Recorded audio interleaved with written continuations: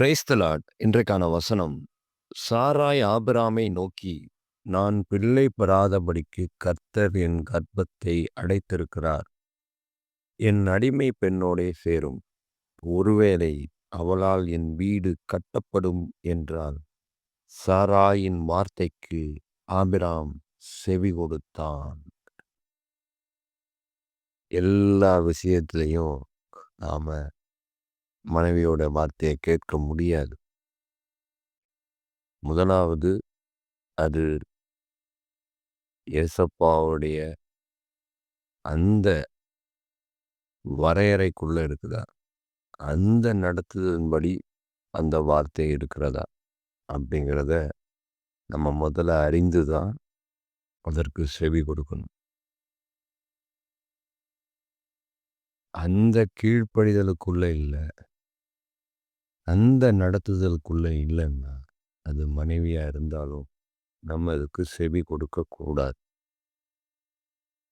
இங்க என்ன தவறு? சாரா எடுத்த முடிவு மிக தவறான ஒரு முடிவு.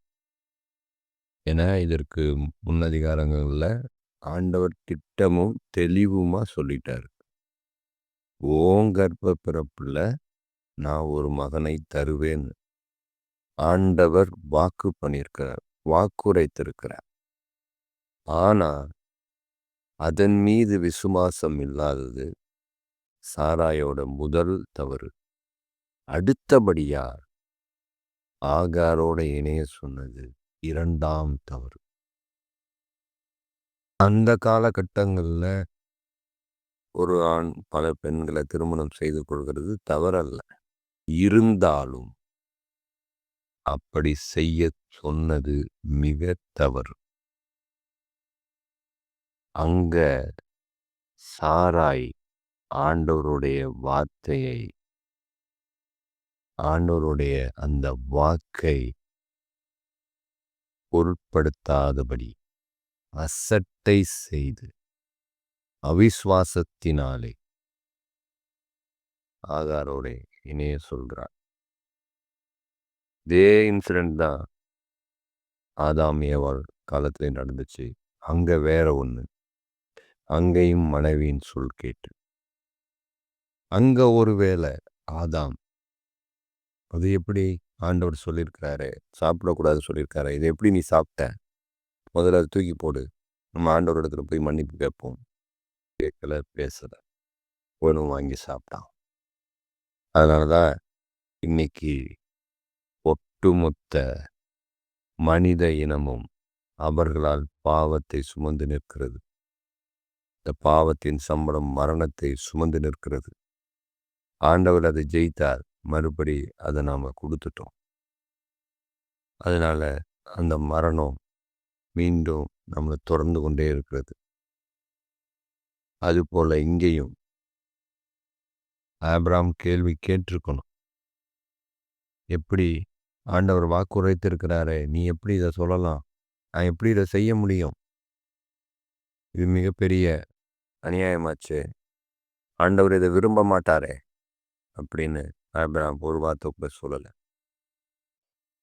முதலாவது, ஆபிரகாம் அங்கேருந்து வரும்போது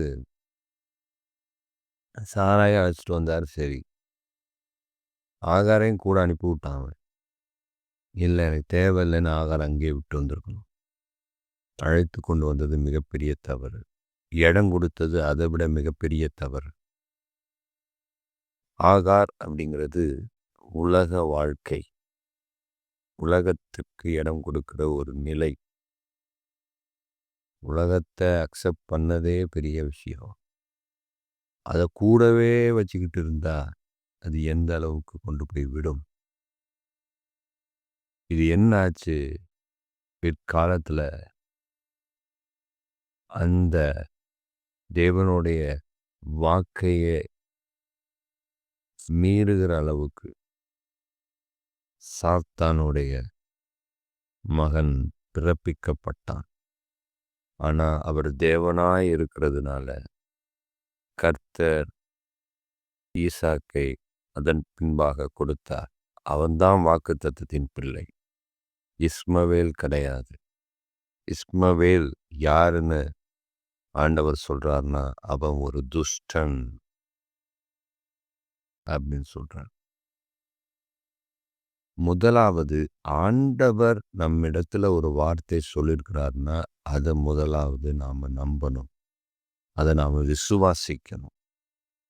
அதை விட்டுட்டு குறுக்கு வழியெல்லாம் பார்க்கக்கூடாது. ஆகாரை போன்று. ஆகார் குறுக்கு வழியில வந்தது போலதான்.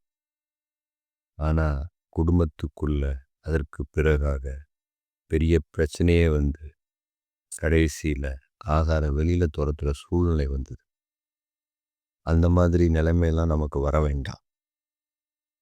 உலகம் எது வேணாலும் சொல்லலாம், என்ன வேணாலும் கேட்கலாம், ஆலோசனை சொல்லலாம். ஆனால் கர்த்தர் என்ன சொல்றார், அதை மாத்திரம்தான் நம்ம கவனமா கேட்கணும்.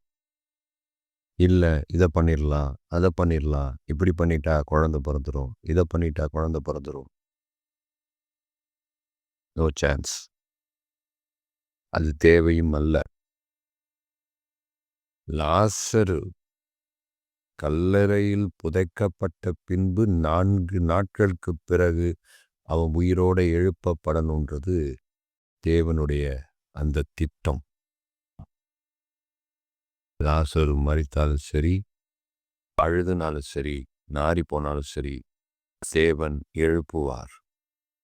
இது ஏன் நடக்குதுன்னா, தேவனுடைய மகிமை அங்கே வெளிப்படணும். அதுபோல இன்னைக்கு நம்முடைய வாழ்க்கையில ஒரு சில காரியங்கள் அடைக்கப்பட்டிருக்கிறது, மூடப்பட்டிருக்கிறது, தடை பண்ணப்பட்டிருக்கிறது. அப்படிங்கும்போது அதை குறித்து நாம கவலைப்பட வேண்டியதில்லை. இல்லை கவலைப்பட்டு குறுக்கு வழியை தேட வேண்டியதல்ல. கர்த்தர் சொன்னா அதை செய்வார். குறுக்கு வழியை தேடினா இதான் நடக்கும். துஷ்டந்தான் அங்க பிறப்பான். வாக்கு தத்தத்தின் பிள்ளை பிறக்க மாட்டான். துஷ்டந்தான் அங்க பிறப்பான்.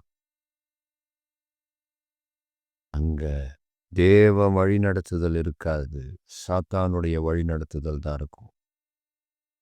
அங்க ஆவி ஆழாது, உலகம் ஆழும். இதுல நாம ரொம்ப ரொம்ப ரொம்ப கவனமா இருக்க வேண்டியிருக்கு. இன்னைக்கு அநேக நேரங்கள்ல ஏதாவது ஒரு தடைனாலும் சரி, ஏதாவது ஒரு எதிர்ப்புனாலும் சரி, ஏதாவது ஒரு இழப்புனாலும் சரி, நாம் முதல்ல தேடுகிறது குறுக்கு வழி. குறுக்கு வழி அது என்னைக்குமே ஆபத்தான வழி. அது நம்மை பாதாளத்துக்கு கொண்டு செல்லும் வழி. அதை ஒரு நாளும் நாம் மறந்துவிடக்கூடாது. கர்த்தர் சொன்னால் அதை செய்வார்.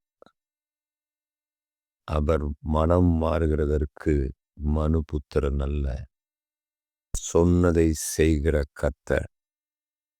அதை நாம் விசுவாசிக்கணும், அதை நாம் ஏற்றுக்கொள்ளணும், அதன்படி நாம் வாழணும்.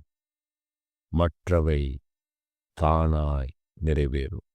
காதுள்ளவர்கள் கேட்க கடவர்கள். ஆமென்.